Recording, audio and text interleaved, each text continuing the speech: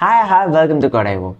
So, இப்போ next part of Java சீரீஸில் நம்ம வந்து அட்வான்ஸ்டாக இருக்க கான்செப்ட்ஸ் எல்லாத்தையும் பார்க்க போகிறோம். ஸோ அதில் ஃபர்ஸ்ட் கான்செப்டாக நம்ம பார்க்க போகிறது என்ன அப்படின்னா மல்டி த்ரெடிங்னா என்ன அண்ட் அதை ஜாவாவில் எப்படி இம்ப்ளிமெண்ட் பண்ணலாம் அப்படிங்கிறத நம்ம ஃபர்ஸ்ட் பார்க்க போகிறோம்.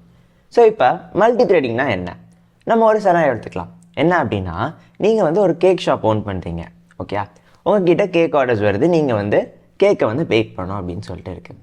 ஸோ இப்போ நீங்கள் உட்காந்து அந்த கேக்கை பேக் பண்ணிங்கன்னா ஃபர்ஸ்ட் வந்து தேவையான இன்க்ரீடியன்ஸ்லாம் மிக்ஸ் பண்ணுவீங்க. அதுக்கப்புறம் அவனை ஹீட் பண்ணிட்டு இந்த கேக்கை கொண்டு போய் அவனில் வைப்பீங்க.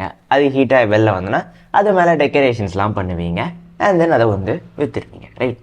ஸோ இப்போ வந்து ஒரு 3 ஸ்டெப் ப்ராசஸாக தான் வந்து இது இருக்குது. ஃபர்ஸ்ட் மிக்ஸ் பண்ணுறோம், பேக் பண்ணுறோம், டெக்கரேட் பண்ணுறோம் அண்ட் தென் விற்கிறோம், அவ்வளோதான், ரைட்டா?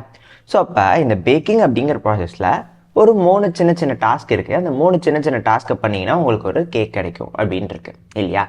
ஸோ இப்போ நீங்களே உட்காந்து ஒரு 40 கேக் வருது அப்படின்னா நீங்களே உட்காந்து ஃபர்ஸ்ட் அந்த தேவையான இன்க்ரீடியன்ஸை மிக்ஸ் பண்ணி அதுக்கப்புறம் அது வேணும் பேக் பண்ணி அண்ட் தென் அதுக்கு டெக்கரேஷன்ஸ் எல்லாத்தையும் பண்ணி விற்கிறது it's a very tedious process. உங்களுக்கு ரொம்ப அதிகமான டைம் ஆகும். ஸோ அப்போ நீங்கள் என்ன பண்ணலாம், ஒரு ஆள் வந்து இன்க்ரீடியன்ஸ் எல்லாம் மிக்ஸ் பண்ணு அப்படின்னு சொல்லலாம். இன்னொரு ஆள் வந்து நீ பேக் பண்ணி மட்டும் எடுத்து அடுத்தவன்ட்ட கூடுன்னு சொல்லலாம். அண்ட் இல்லை லாஸ்ட் பர்சன் என்ன பண்ணலாம், அதை வந்து டெக்கரேட் பண்ணி அதை வந்து ஃபினிஷ் பேக்கேஜாக வந்து மாற்றலாம், ரைட்டா? ஸோ இப்போ ஒரு பெரிய ப்ராசஸ் இருந்துச்சு, அதை வந்து 3ஆக ஸ்ப்ளிட் பண்ணிட்டு ஒவ்வொரு ஆளுக்கும் ஒரு ஸ்பெசிஃபிக்கான டாஸ்க்கை மட்டும் அசைன் பண்ணியிருக்கோம். ஒரு பெரிய ப்ராசஸில் ஒரு சின்ன பார்ட்டை மட்டும் நீ பண்ணு, இன்னொரு சின்ன பார்ட்டை நீ பண்ணு, இன்னொரு சின்ன பார்ட்டை நீ பண்ணு அப்படின்னு சொல்லிட்டு ஒவ்வொருத்தருக்கும் அந்த பெரிய ப்ராசஸை வந்து நம்ம குட்டி குட்டியாக வெட்டி கொடுத்துருக்கோம், ரைட்? ஸோ இப்போ இவங்க என்ன பண்ணலாம், மிக்ஸ் பண்ணுறது மட்டும் ஒழுங்காக பண்ணால் போதும். அதுக்கு வந்து பேக் பண்ணுறதையோ இல்லை டெக்கரேட் பண்ணுறதையோ பற்றி இவங்க வரி பண்ண வேண்டாம். ஸோ இப்படி பண்ணுறனால ஃபஸ்ட்டு பர்சன் வந்து மிக்ஸ் பண்ணுறப்ப அடுத்த பர்சன் வந்து அந்த கேக்கை பேக் பண்ணலாம் அண்ட் கடைசி பர்சன் அந்த இதை டெக்கரேட் பண்ணலாம். இப்போ இதை டெக்கரேட் அண்ட் பேக் பண்ணுறப்ப இதுக்கு அடுத்து ஒரு இன்னொரு ஆர்டர் வரும்ல, அந்த ஆர்டரை இவங்களால அடுத்து இன்க்ரீடியன்ஸுக்கு தேவையானதை மிக்ஸ் பண்ண முடியும். ஸோ இப்படி பண்ணுறனால நம்மளுக்கு வந்து பேரலாக சைமல்டேனியஸாக வேலையை வந்து முடிக்க முடியுது இல்லையா? ஸோ இதுக்கு முன்னாடி ஒரு தனி மனுஷனாக நம்ம பண்ணிட்டு இருந்தப்ப இருக்கிற எஃபிஷியன்சியை விட இப்போ நம்மளால் நிறைய கேக்ஸ் வந்து பண்ண முடியும் இல்லையா?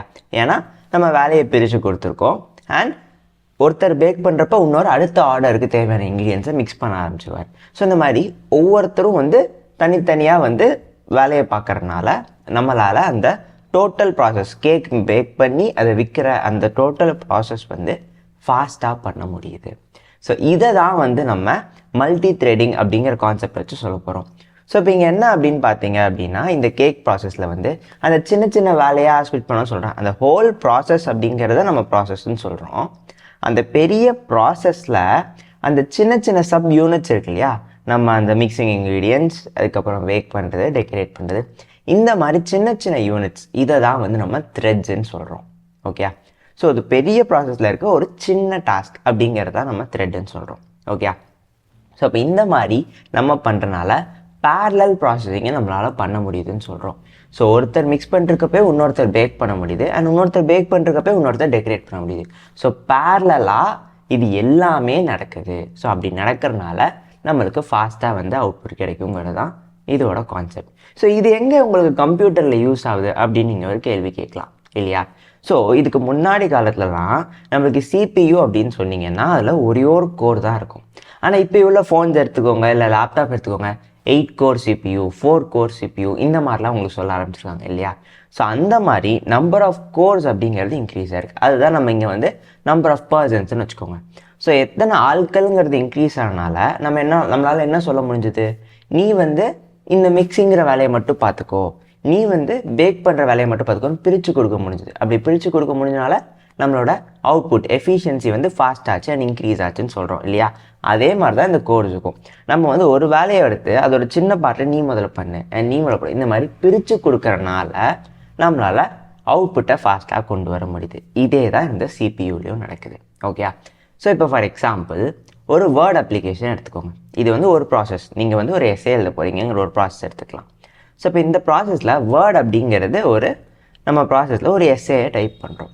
ஸோ டைப் பண்ணல ஒரு 2 விஷயங்கள்லாம் நம்ம வந்து எடுத்துக்கலாம், 2 டாஸ்க். ஒன்று வந்து நீங்கள் கீபோர்டில் வந்து டைப் பண்ணுறீங்க, அந்த டைப் பண்ணுற விஷயத்த உங்களுக்கு அங்கே டிஸ்பிளே பண்ணணும், அது வந்து ஸ்டோர் பண்ணணும் இல்லையா?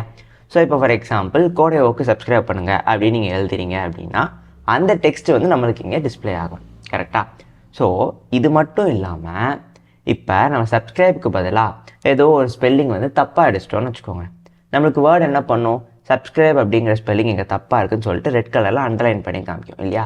ஸோ இப்போ அது வந்து ஒரு தனி டாஸ்க். கீபோர்டில் இன்புட் கொடுக்கறத நம்மளுக்கு காமிக்கிறது ஒரு டாஸ்க்கு. அப்போ அது ஒரு த்ரெட்டு கிட்ட கொடுத்துட்றோம். அண்ட் இன்னொன்று என்ன, இதே இன்ஃபர்மேஷன் தான் இப்போ நம்ம அடிச்சிருக்கோம்ல, அந்த இன்ஃபர்மேஷனே எடுத்து அது வந்து ஏதாவது வேர்ட்ஸில் வந்து ஸ்பெல்லிங் எரர்ஸ் இருக்கா, இல்லை கிராமர் கரெக்டாக இருக்கா, இந்த மாதிரி செக் பண்ணுறத இன்னொரு த்ரெட்டு கிட்ட கொடுத்துட்றோம். ஸோ இது ரெண்டுமே பேரலாக நடக்குது. நம்ம டைப்பும் பண்ணுறோம், அது செக்கும் பண்ணுது. இது ரெண்டுமே சைமல்டேனியஸாக நடக்குது.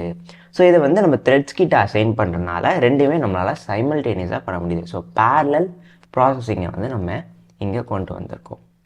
ஓகே, ஸோ இதுதான் நம்மளோட பேசிக் கான்செப்ட்.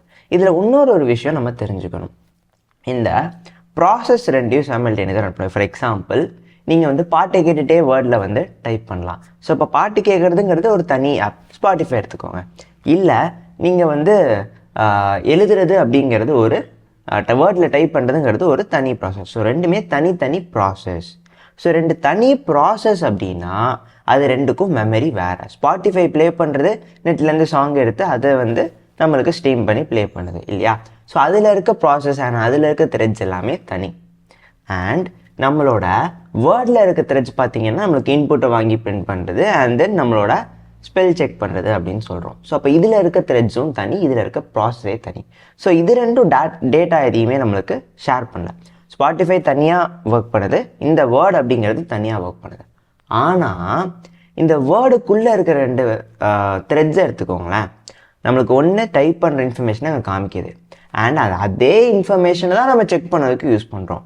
ஸோ அப்போ இது ரெண்டும் ஒரே டேட்டா மேலே தான் வேலை பார்க்குது இல்லையா? ஸோ த்ரெட்ஸ் வந்து அதோட டேட்டா அண்ட் அந்த மெமரி ஸ்பேஸை வந்து ஷேர் பண்ணணும். ஆனால் இந்த ப்ராசஸ் அப்படிங்கிற இந்த ரெண்டும், ஸ்பாட்டிஃபை அண்ட் தென் நம்மளோட வேர்ட், இது ரெண்டும் ஷேர் பண்ணாது. ஸோ ப்ராசஸ் அப்படின்னா நம்மளுக்கு அது டேட்டாவை வந்து ஷேர் பண்ணாது. அதே இது அந்த ப்ராசஸ்க்கு உள்ளே இருக்க த்ரெட்ஸ்னால் நம்மளுக்கு வந்து டேட்டாவை ஷேர் பண்ணிக்கும். ஓகே, ஸோ இதுதான் ஒரு basic overview of multi threading. Multi ப்ராசஸிங்னா இது மாதிரி சைமல்டேனியஸாக ரெண்டு ஆப்ஸை ரன் பண்ணுறது. ஸ்பாட்டிஃபையும் ரன் பண்ணுறோம், அட் தி சேம் டைம் நம்மளுக்கு வேர்டும் ரன் பண்ணுறோம். இந்த மாதிரி ரன் பண்ணுறது மல்டி ப்ராசஸிங் அப்படின்னு சொல்கிறோம், ஆர் மல்டி டாஸ்கிங் அப்படின்னு சொல்கிறோம். ஓகே, ஸோ இப்போ உங்களுக்கு இது ரெண்டுக்கான வித்தியாசம் தெரிஞ்சிருக்கும்னு நினைக்கிறேன். ஸோ ஓவராலாக ஒரு சம்மரி அப்படின்னு நீங்கள் பார்த்தீங்க அப்படின்னா ஒரு ரெண்டு ப்ராசஸ் எடுத்துக்கலாம். அதுதான் இந்த ரெண்டு சர்க்கிள்ஸ். ஓகே, ஸோ இந்த ப்ராசஸ் வந்து ஒன்று நம்ம பார்த்த மாதிரி ஸ்பாட்டிஃபை, இன்னொன்று நம்ம பார்த்த மாதிரி வேர்ட். இந்த ரெண்டு ப்ராசஸஸ்க்குள்ளே நம்ம வந்து த்ரெட்ஸ் எவ்வளோ வேணால் வச்சுக்கலாம். ஆனால் அது எல்லாமே அந்த ப்ராசஸ்க்கு ரிலேட்டடாக இருக்கும். ஸோ இந்த த்ரெட்ஸ் எல்லாமே ஒன்று சேர்ந்து நம்மளுக்கு தர அவுட்புட் தான் நம்மளோட ஃபைனல் அவுட்புட். இதை தனித்தனியாக நம்ம பண்ணிடுறத விட இந்த த்ரெட்ஸுக்கிட்ட பிரித்து கொடுத்து பேரலாக ரன் பண்ணுறப்ப அவுட்புட் நம்மளுக்கு ஃபாஸ்ட்டாக வருது. ஸோ இதுதான் நம்மளோட கான்செப்ட். ஓகே, ஸோ இப்போ நம்ம என்ன பார்க்க போகிறோம் இந்த சீரீஸில் அப்படின்னா, இந்த மாதிரி ஒரு ப்ராசஸ் எடுத்துக்கிட்டு அதில் இருக்க அந்த சின்ன சின்ன டாஸ்க் எல்லாத்தையும் எப்படி பேரலாக ரன் பண்ணுறது, அந்த பேரலல் எக்ஸிக்யூஷன் அப்படிங்கிறது தான் வந்து நம்ம ஜாவாவில் எப்படி பண்ணுறதுங்கிறத இந்த சீரீஸில் கற்றுக்க போகிறோம். ஓகே, ஸோ இது வந்து ஒரு ரொம்ப சிம்பிளான கான்செப்ட் தான். இதில் வந்து நிறைய மெத்தட்ஸ் இருக்குது இதை எப்படி வந்து பேரலாக பண்ணுறது அப்படிங்கிறது. ஒன்று வந்து த்ரெட் அப்படின்னு ஒரு கிளாஸ் இருக்குது, அந்த கிளாஸை இன்ஹெரிட் பண்ணி இந்த கான்செப்டை அப்ளை பண்ணலாம். அது வந்து மெத்தட் 1. இன்னொன்று ரன்னபிள் அப்படின்னு சொல்லிட்டு ஒரு இன்டர்ஃபேஸ் இருக்குது.